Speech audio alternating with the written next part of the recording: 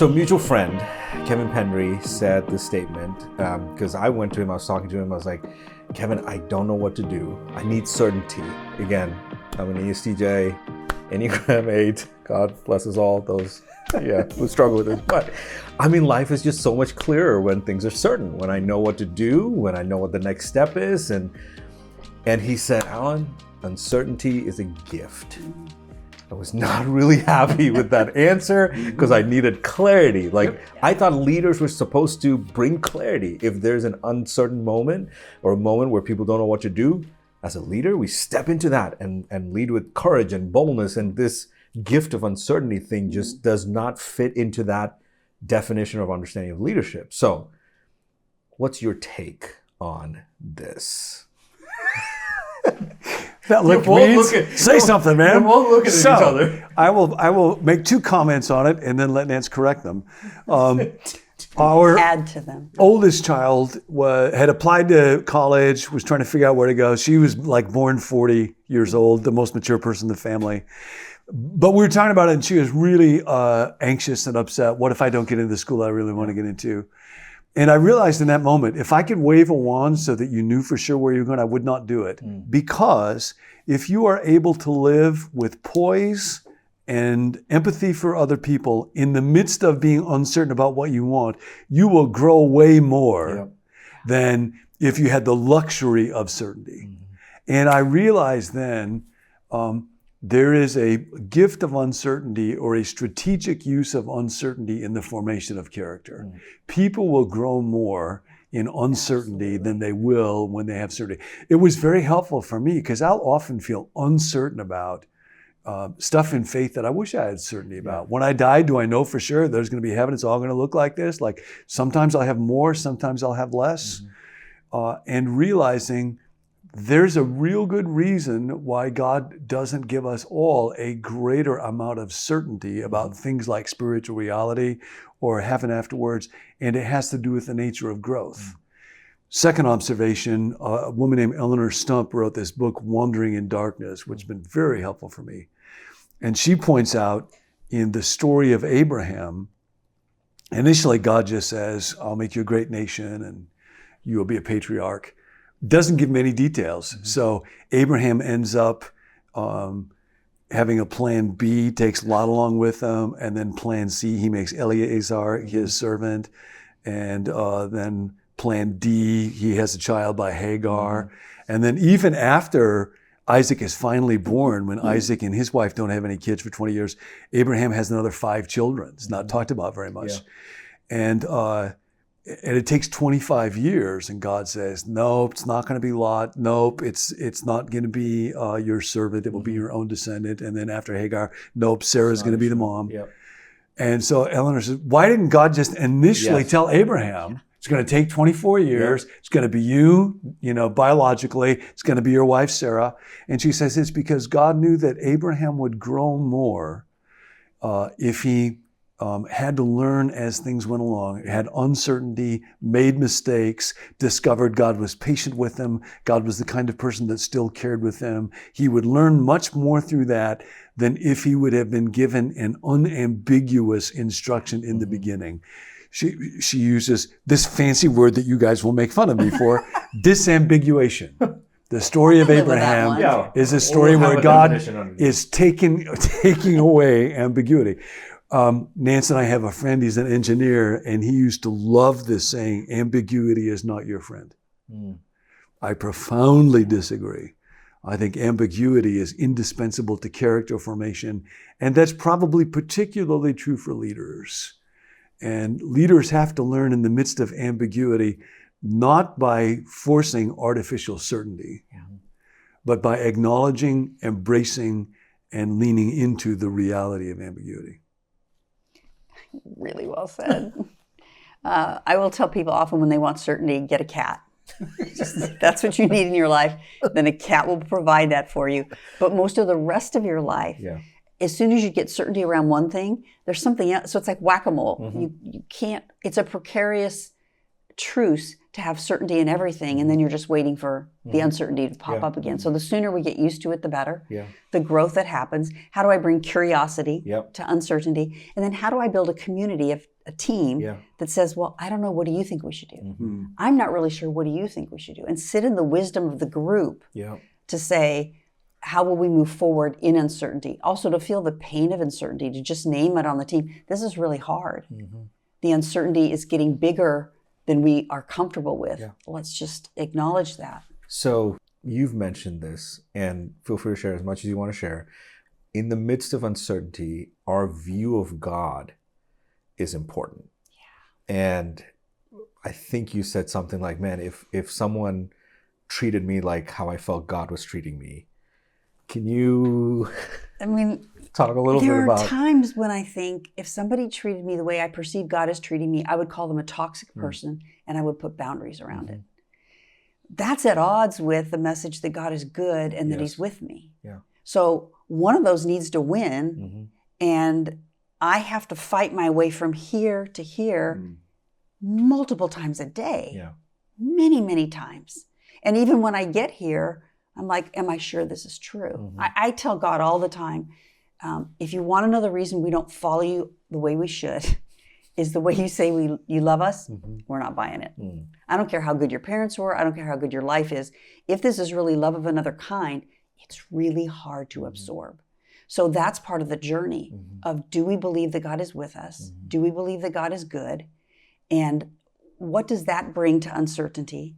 And then how do we go back to, if I'm not certain about what to do next, what's the essence? What are my values? How do I get back to our values? And we can be certain around those and then move forward. Yeah. And anxiety, it's something a lot of people are talking about. Yeah. It's something that many of us have experienced or will experience or do experience in the midst of uncertainty. Our mutual friend Steve Cuss talks about it. He in his great book, Managing Leadership Anxiety, available today. Yeah, so low price. Yes. He said something when we all got to meet. He said, "Do you guys know what the opposite of anxiety was?" And I was thinking, well, it's certainty. Yeah. Just knowing and he said, no, it's curiosity. And that just has reframed how I view moments when I'm faced with anxiety and I'm thinking, okay, instead, yes, the similarities, and he talks about it, the similarities with anxiety and curiosity is you don't know what the future holds. There's uncertainty in Yes, that. you don't know what's coming up, but you can approach it from an aspect of fear or faith. And curiosity is a way that we approach it going, I wonder what God's going to do here. Yes. Right? So I think for a minute, if we can hang out on that fear topic, I just read this recently. Nothing robs the mind more than fear. It robs us of our ability to act and reason. Yeah. It robs us of thought and action. It inhibits learning. So if you tie that together with why over 350 times in the Bible, Fear not. and I would say it's not even a command, it's an invitation. Yeah. Why? Because fear gets in the way of everything. And so I think one of the leaders' main jobs is to recognize that we're anxious. Leaders do not like to think of ourselves as anxious people. We are among the most anxious. And how do I apply the gospel to my anxiety? How do I admit it? And then how do I recognize I'm on a team of a bunch of anxious people too? So how do we do the work around what we're most afraid of, especially in uncertain times?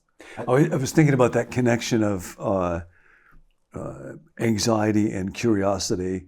The kind of classic studies in the world of psychology, particularly around attachment, were what involved what was called the stranger situation. So there would be a parent, mom or dad, usually mom, and then an infant, toddler. Yes. And then the mom would go out of the room. And then the mom would come back in. And when there is a secure attachment between the child and the parent, what happens is the child will go to the mom for a few moments and have that sense of reassurance, things are okay, but then go explore the room. Yeah. So that's where, when there's not the presence of anxiety, there is curiosity. It's not that the child sits in the mom's lap and is at peace. Yeah.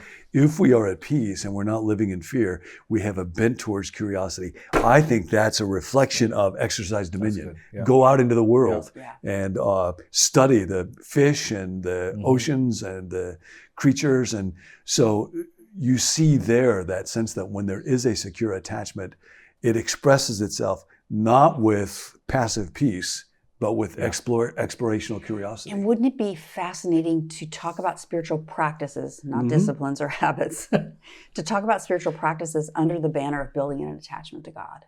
Yeah. Instead of the more robotic, Sure. I have to do these things to be accepted by God. No, it's really about being attached. Because we're not machines. Yeah, No. and I think about somebody who I was on staff with at a church many years ago, and his dad died when he was 8 years old. And his question to his mom was, are we going to be okay? And this was many years later, but you could tell in his life that question always lurked this far beneath the surface. And there was an anxiety in that was difficult for other people to be around. And so there was this constant need to try to manage situations, people, teams, because I need to feel okay. Yeah. And that somehow got interrupted at a real early age. I love, Steve says that anxiety is what we experience when we don't get what we think we need. Not when we don't get what we need, when we don't get what we think we need. And so I will think I need approval, or I will think I need applause, or I think I need power, or I think I need these particular outcomes. And so when I'm not getting those things, for Saul, King Saul, it was he thought he needed for the songs of the women to be Saul's the greatest, rather than Saul has slain his thousands, David his tens of thousands. Saul wasn't getting what he thought he needed. And so he became deeply anxious and fearful and then tried to kill David. And so that came out in aggression. Steve would also say, if you want to know if a leader is anxious, don't ask the leader, ask the leader's team. Yeah. And so for folks who are listening to this right now, to ask the people on my team, how do you detect anxiety? Well, and how you apply that is in leadership. We think about anxiety is this worry. I don't know what to do. No, in leadership, anxiety moves towards high control, high certainty. Those are signs of anxiety as much as fretting. Yeah. It's not necessarily the sitting in the corner and like sucking my thumb because it's like, That's oh my God. different form of Yeah, because leaders are usually activists. Yes. Right. And they may not be doing much contemplative reflection. So they may not even have the words to say, I feel anxious. Yeah. Well, how do you, I read a Barna report where it says, number one reason why pastors are leaving is because of the stress of what they do. Being a pastor, being a leader is not easy. It's you often carry burdens and you carry the burden of your people. How do you wrestle with that? Because it's a calling. And the scripture that I struggle to understand is Jesus says, I'm the vine, we're the branches. And I'm an activator kind of person. I like to just, we have a problem, let's go. The first solution, that's a great solution, and let's just go after it. But Jesus says, if I'm the branch, then I cannot produce fruit on my own. Like it's not my actions or my work, but it's being connected to Him. But being connected to Him, full transparency, does not feel like an action-oriented thing. It just feels like, oh my goodness, I've got to go sit and do quiet time, or whatever it is. And it's like, I know all of those things, but God, give me something to do. How do you reconcile that tension in your mind? Or at least help me reconcile it in my mind. Private therapy session for all of us. This is for me, guys. This is for me. Yeah. Well, in Matt Bloom's study on clergy flourishing, something that we're talking about intermittently through this, he says for people that really flourish in church ministry, they're characterized first of all by what he calls daily well-being. That sense of give us this day our daily bread. I have this little sign in my office that Dallas Willard said to me many, many years ago. You must arrange your life so that you're experiencing deep contentment, joy, and confidence in your everyday life with God. And you must do that. Not your elders, not your staff. And you cannot leave it to how are the outcomes going. You must arrange your life that way. And so when I think about daily well-being, it's been a couple of years ago now, I had a really bad day and a really good day back to back. And I was reflecting the next morning after those 2 days, what was the difference? And the 3 words that were real vivid to me were, on the good day, I was unhurried. On the bad day, I just felt this chronic sense of I don't have enough time, I'm rushed, and inadequate and not able to be present. Freedom. On the bad day, I felt a constant sense of pressure. And then surrender. On that good day, I would often carry that kind of, okay, God, your will be done, your will be done. On the other day, it was, I want this, I got to have that, I demand this, I don't like what you're doing. And so it helps me to keep those 3 words in mind. That kind of orients me to when I begin the day, if I can walk through this day unhurried, surrendered, and free, it's likely to contribute to daily well-being. Just hearing you say those 3 words, I feel more relaxed. I don't know. Do you have 3 words? Not that I can think of off the top of my head. Her words are fun. Till Daddy takes the T-word away. I'll steal those 3 words. There's a story in the Bible that people use to kind of, for those of us who are wired as like, let's go do stuff, they use this like, the Mary Martha situation where it's like, Mary's sitting at the feet of Jesus, like she's sitting there doing nothing. And nothing but listening to Jesus. Yeah, you're just like, why aren't you like, there's work to do. The tension there are people in a church that have stuff like if the things that need to be done are not done, it won't get done. Well, and don't you think in that story there's a time and a place. The time right now is to sit and listen. Because later on Jesus sent the disciples off to go get things and bring it back, and there was a time for action too, but it seems like in that moment it's taking the dishes can wait. Well, and unfortunately 2,000 years later, we don't get from that story what was in it. The phrase that's used to describe Mary is Mary was sitting at the feet of Jesus. That was a technical expression back then to describe someone who had become a disciple of somebody. When Paul is talking about his life in the book of Acts, he says, I sat at the feet of Gamaliel. That means I signed on as a grad student. So what's happening in that story is not that it's an endorsement of the contemplative life as opposed to the activist life. It's one woman doing things that women stereotypically did, and then another woman who has actually become a disciple of a rabbi.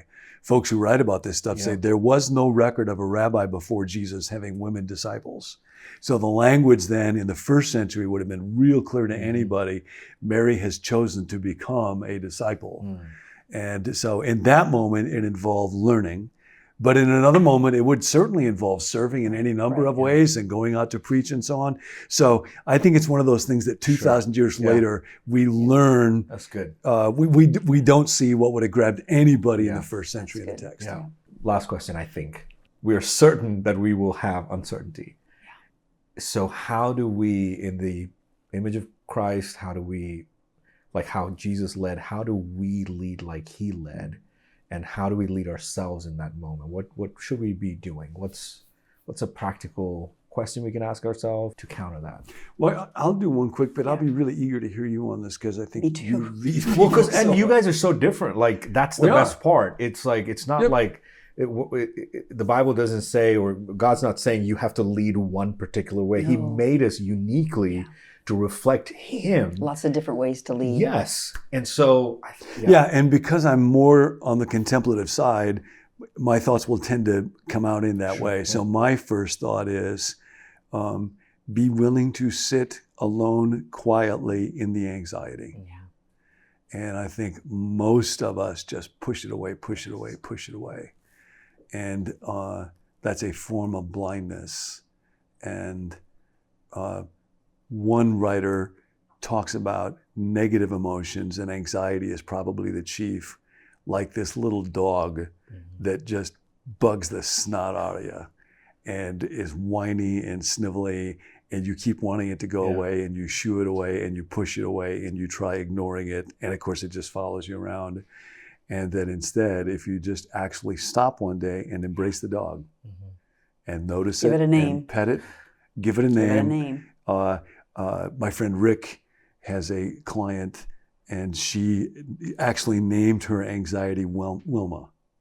like the Flintstones. Great. And when she starts to feel anxious now, instead of trying to make it go away, distract herself, she'll just say, "Welcome, Wilma." Acknowledge it. Yeah. And if I do that and sit with it for a moment and say, "Yep, right now I can be aware of things I'm afraid of and possible outcomes in the future that might be really hard," and I can name that and say, "Yep, and I am trusting God will be with me. And I know in this moment, all I have to do is be with you and be with you. I cannot solve that." When I just sit and say, "Yes, that's my fear. That's what I'm anxious about," I'm able to be with it. Whereas if I'm constantly thinking, I don't want to think it, I don't want to feel it, I want to push it away, that dog will follow me around all the time. Yeah. So give your anxiety a name and welcome it. Yeah. Wilma is in the house. Uh-huh. Yeah. Two thoughts come to mind. I did some work with Pat Lencioni for about 11 years, consulting.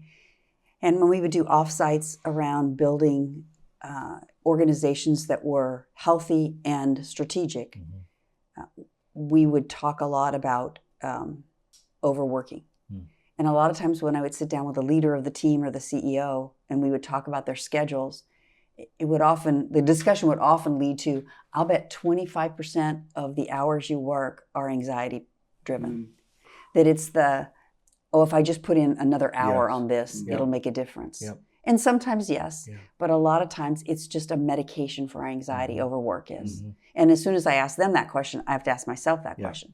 So taking a look at, am I working a contained amount of hours in the day that makes sense? And there'll be times when you have to do more, but how much of my overworking might be anxiety produced?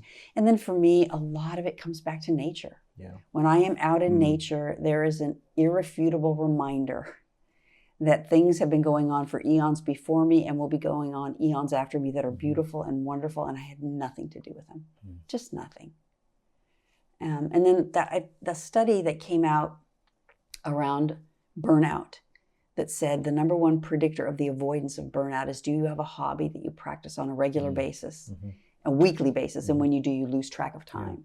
So with the overwork, having to contain that, and then what can I lose track of time doing that's playful and not work related? It brings a good equilibrium. Equilibrium to me. Yeah, so a super practical question for folks would be, do you have an activity that when you engage in it, it makes you lose track of time? And are you doing that for at least an hour a week? Because that was kind of was the single biggest predictor of people that can sustain in ministry and people that don't. Yep. And at the bottom of all of this is the question of how are we connected to God in a way when everything else falls away, which is death. Your family, your work, all of which are good things, but at the end of the day, you die alone. Am I connected to God? So how do I get there? All right. Thank you so much, Nancy. I'm so glad that you're part of this conversation. Thanks. We need the fun. Yeah, that's right. Yep.